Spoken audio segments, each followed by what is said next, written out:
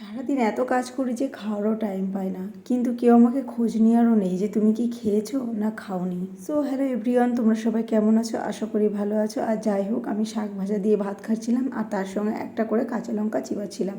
আর খেতে খুবই ভালো লাগে শাক ভাজার সঙ্গে কাঁচা লঙ্কা। বিখ্যাত রান্না জিরের বাটা লাউ। উফ, জিরের যা গন্ধতে লাউ, উফ, জাস্ট একটা একটা আলাদাই কম্বিনেশন। তাই তো তার জন্য কি করতে হবে, কালো জিরা ফোড়ন দিয়ে লাউটা ভালো মতন কষিয়ে নিতে হবে লঙ্কা টঙ্কা দিয়ে।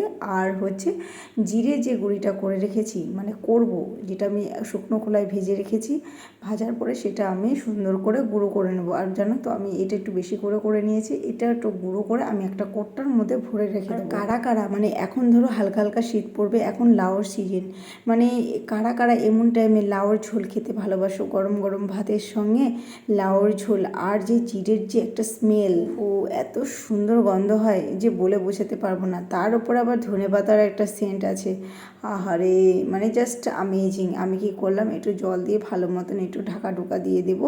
দেওয়ার পরে জিরের গুঁড়িটা দিয়ে একটু কষিয়ে নিয়ে একটু জল দিয়ে দেবো। জল দেওয়ার পরে একটু ধনেপাতা ছিটিয়ে দিয়ে ব্যাস আমার রেডি হয়ে যাবে লাউর ঝোল। আর সকাল সকাল ভাতের সঙ্গে জাস্ট ক্ষীর, তাই অসাধারণ হয়েছে। আমি কি করেছি জানো তো, একটু লাউ তরকারি আমি আমার ছেলের জন্য বাটিতে তুলে রেখেছি লঙ্কা ছাড়া। এরপরে কি করব, লঙ্কাটা আমি একটু ম্যাশ করে, আমার অন্যের সোনার বাবা খেতে পারে না ঝাল ছাড়া একদম, তাই ওর জন্য একটু লঙ্কাটা ডলে নিলাম। এদিকে আমার লাউর ঝোল কমপ্লিট, একদিকে আবার ভাত হচ্ছে।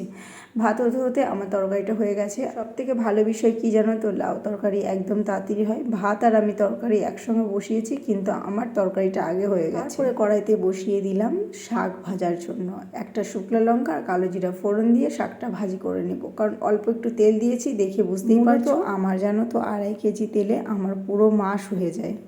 আমি এমনিতে তরকারিতে একটু তেল কম খাই, আর আমার মার তেল এত লাগে, আমি যদি বলি 2.5 কেজি তেলে আমার পুরো মাস হয়ে যায়, বিশ্বাস করে না ওরা কেউ। আমি সত্যি তেলটা কম খাই, আরও আগের তুলনায় এখন আরও কম খাই, কারণ আমার ছেলেটাকে আমাদের খাবারটাই ওকে খাওয়াই। আমি এক্সট্রা করে আর কোনো কিছু রান্না করি না, তার জন্য একটু তেল কম দিয়ে রান্না করি আর লঙ্কা গোটা দিয়ে রান্না করি। খাবারটা তোলার পরে তারপরে লঙ্কাটা আমি একটু ঘুটে নিই। সোনার বাবা একটু ঝাল ঝাল খেতে পছন্দ করে, তার জন্য ওদিকে পুজো টুজো দিয়ে আমি খেতে বসে গেছি। শাক ভাজা দিয়ে আর পটল সয়াবিনের তরকারি আর লাউ তরকারিটা আমি সকালেই করেছিলাম, সেটা সকালে খেয়ে নিয়েছি।